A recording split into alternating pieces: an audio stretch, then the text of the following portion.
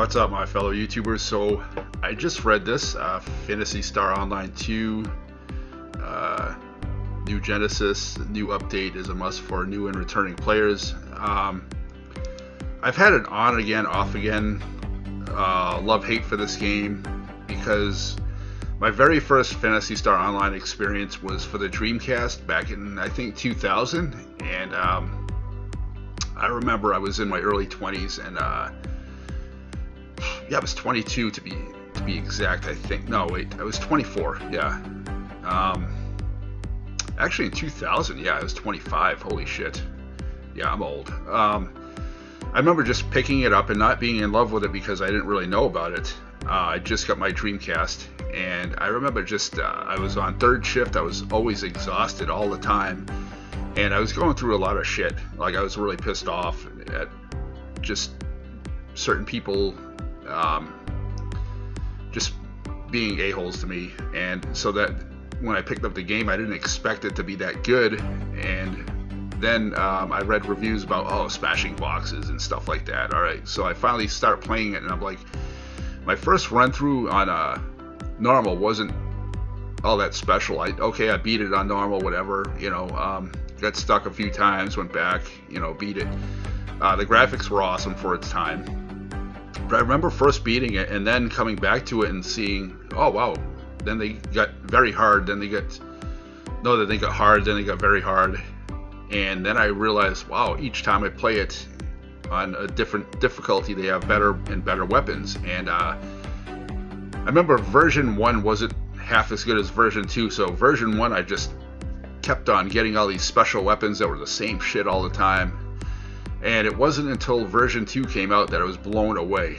They had Ultimate with these new bosses. Like every monster was new and very hard, but you can get these really awesome weapons, like the red saber, the red handgun, and you can grind and grind and grind it. And then it was like, I was just blown away by it, and I literally broke my Dreamcast. It would screech as soon as I turned it on from playing it so much. And it shows you the number of hours I played it for.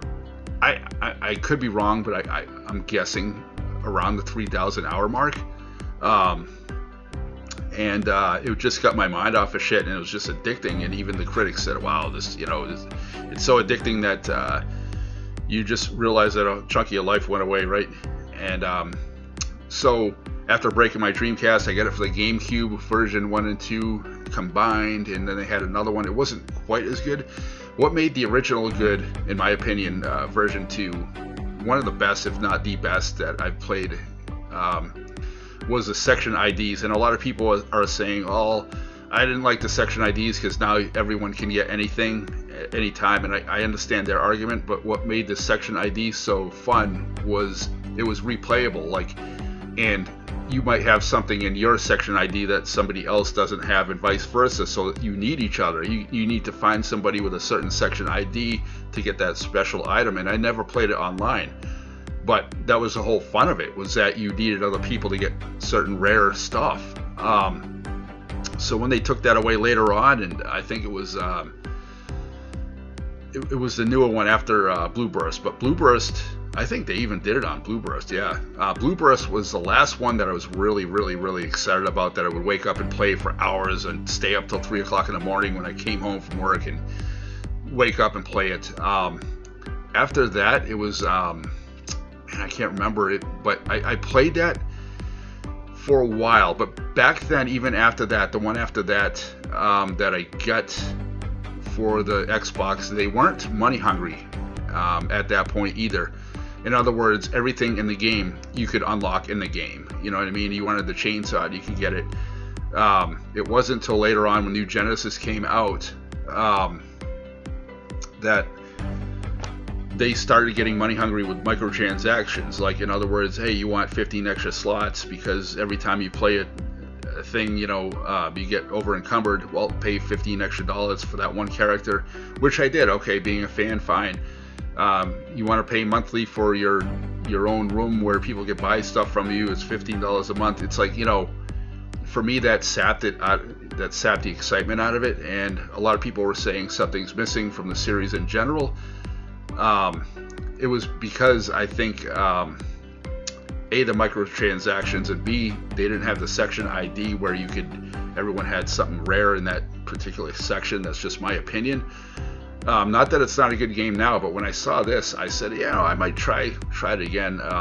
It's not a game that I can not play. Like I went a while without playing it. The last time I played it, it was on New Genesis, and I was trying to level up, and there's certain areas where you just get your ass handed to you, and it's like, oh shit, you gotta learn which area you can and can't go to at the time. And I was getting pretty good at it, but I was like kind of burnt out from it. But now that this update's coming out, I might check it out again, and let me know in the comments if you play it a lot, and what your favorite is. It New Genesis or the other one? I know there's 2 versions of it. Both are good, but nothing will take away or capture, I don't think, that excitement that I first felt when playing version 2 of the Dreamcast, PSO2 or PSO, whatever. But yeah, let me know in the comments which one was your favorite out of the series, and if you're excited for this new update. I'll have more content in the future. All right, peace out, my fellow YouTubers.